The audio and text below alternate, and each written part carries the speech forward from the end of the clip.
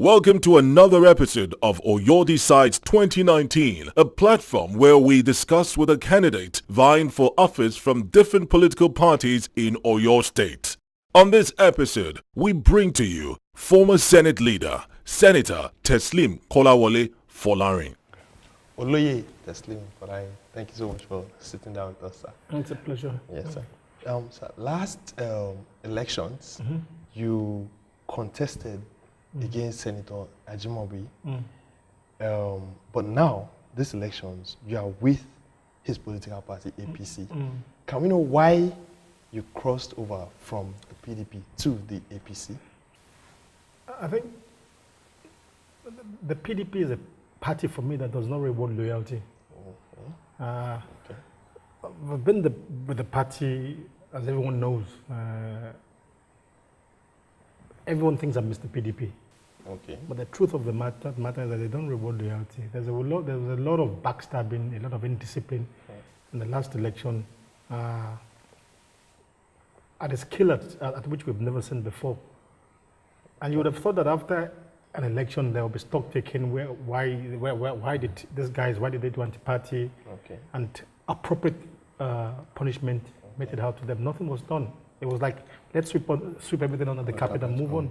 And I thought, no, I'm not going to have that. Oh, wow. Oh, wow. Okay. Okay, another one that we discussed is you were Senator 2003, sir. Yeah. 2003 to yeah, 2011. Oh, okay. 2007, you were the Senate leader. 2007 to 11, yes, I was Senate leader, yeah. And, we just would like to know, what bills did you sponsor?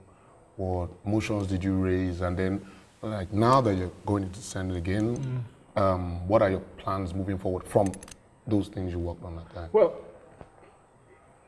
thank you for asking. You see, as Senate leader, you sponsor all government bills.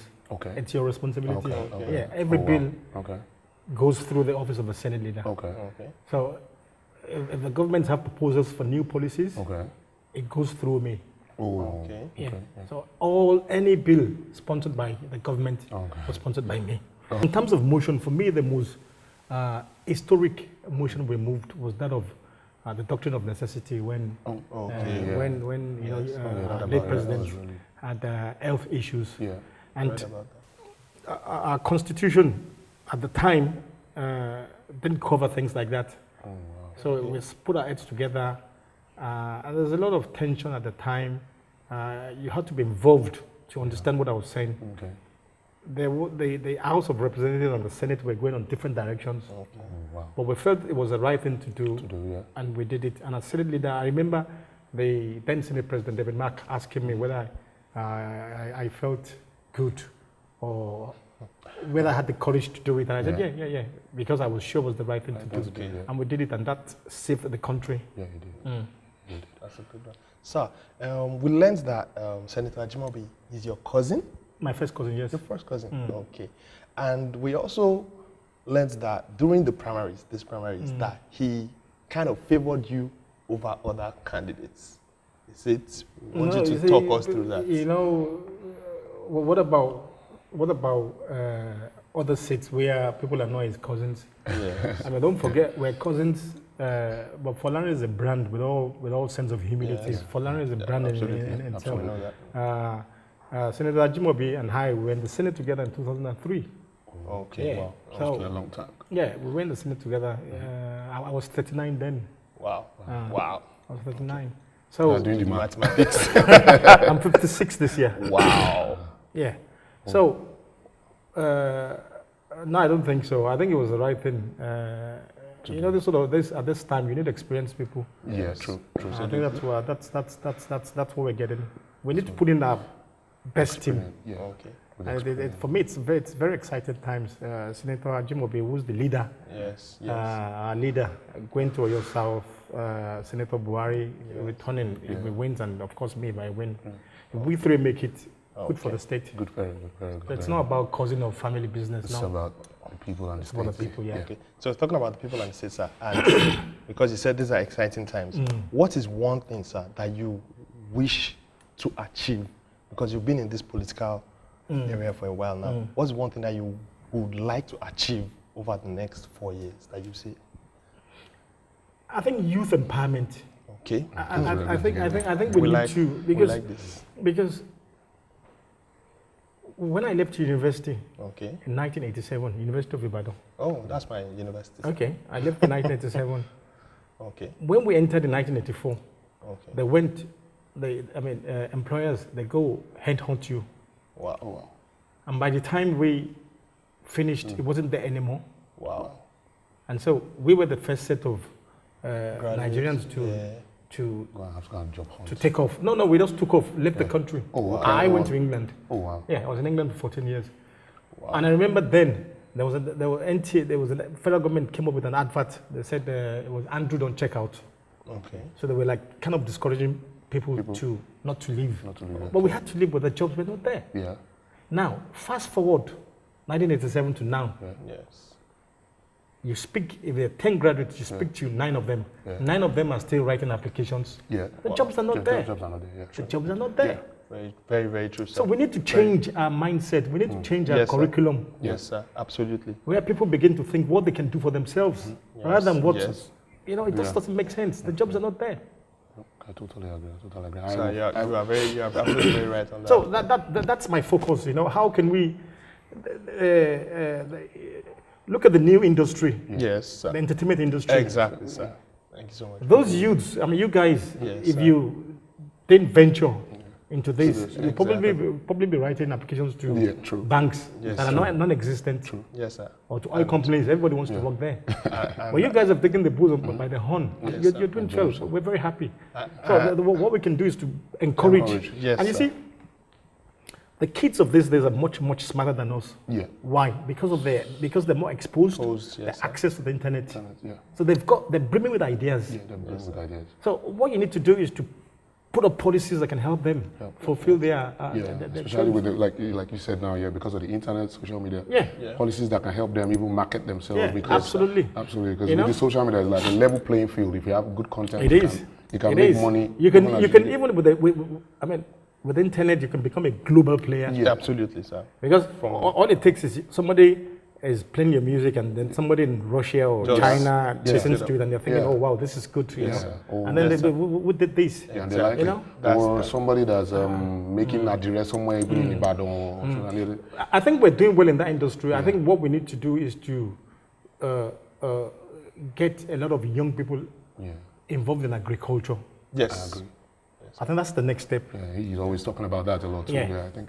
If we get that right, I think we'll solve the problem. All this power problem, there's no power problem. There's agri, there's entertainment.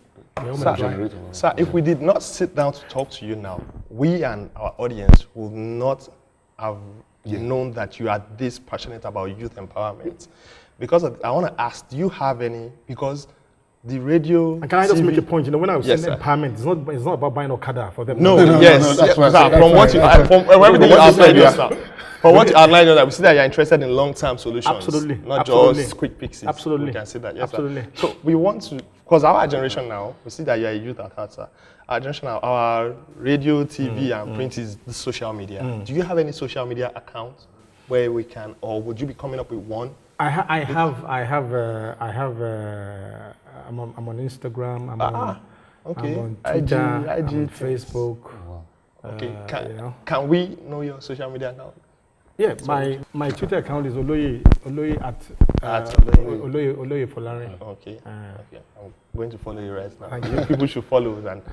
And sir, do you sometimes answer questions if people reach out to you? Because I handle it myself. Oh, that's wonderful, Yeah. sir. And so people sometimes get taken aback when I Tweet or do something. tweet or respond on Facebook. There's a lot of ignorant, ignorant people. They just talk absolutely. crap. I'm sorry. Well, you a lot of can't people say answer that, everybody. and Yes. they're No. But sometimes, I'm more on the Trump model. Trump I talk. Okay. And so then they talk, and I come on and talk and say, "Look, could you explain this?" And they're like, "Wow, this guy." Yes. And then they go quiet. Okay. You know. Okay. So we would follow you, and Thank a you. lot of audience follow you, and we can you can shed more light, and we really appreciate the fact that you are so passionate about youth empowerment. I mean, you have to. I have kids too. So, like you said, I know you mentioned something about entertainment. Do you have anything particular that you like? like for like in Oyo State, because we grew up In Ibadan. and then Yes. we struggled. struggled, we tried to become popular in Ibadan. Then we had to move to Lagos. Lagos.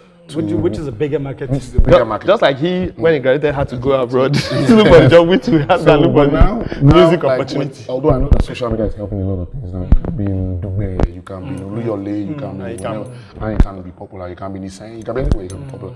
But what do you have any plans, or do you have anything that maybe for entertainment in Oyo? I would like to chip in because we feel like as entertainers we are, with all the humility, I feel we are ambassadors of Nigeria because in the last 10 years. I agree with you. I agree Yes, with sir.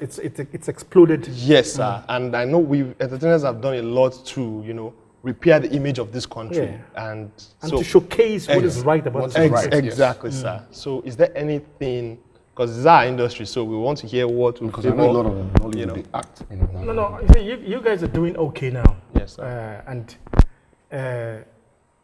it's down to you. Okay, sir. You see, I'm not, I believe, look, you guys started without government helping you. Yes, sir. And a lot of you have become brands and Yes, sir. global figures. I think it's incumbent on you guys to begin to think of the next generation next.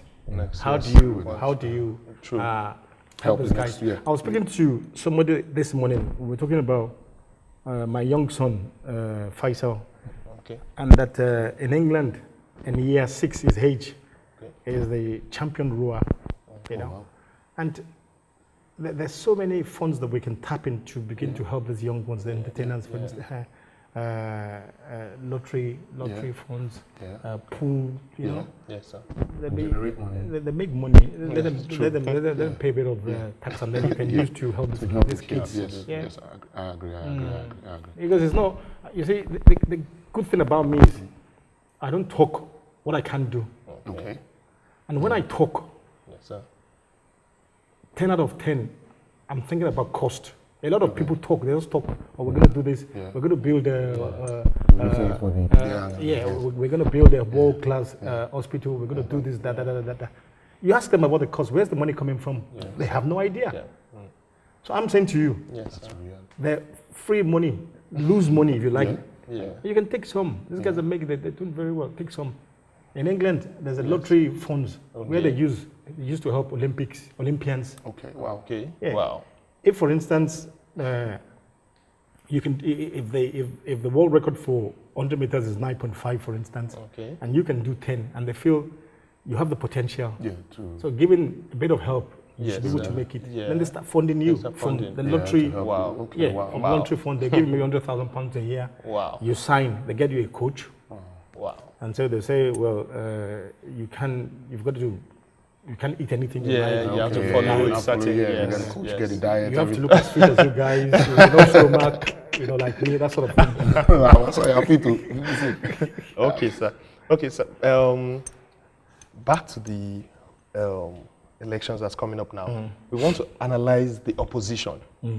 The incumbent, Senator Mansoura, crossed over to the ADC. On the end of the PDP, we have Chief BC Ilaka. My friend. Yes, sir. Your friend. So, sir, how do you feel you stand a chance against these people? Do I think I stand a chance? How do you? How do I read them? Yes. How do you read them? Yes. I say to people, sometimes politics can be like WWF wrestling. Okay. Where I watch that a lot. Where you ask this wrestler, and he says, "Oh, don't even bother coming into the ring because you're going to get knocked out, or knock you out in wrong 3 like boxes." I'm not going to say that. These are good candidates. I have to be honest with you. Mansoura was speaker. She was speaker of your State House of Assembly, and then she's in the Senate now. BC Laka has been around for a long time. He's a veteran. You know, we've been in this battle. The young man, the sugar or that Timitokbe, is in the House of Reps. They're good candidates. But I have something they don't have, which is experience. And, I have operated at the highest level. They haven't.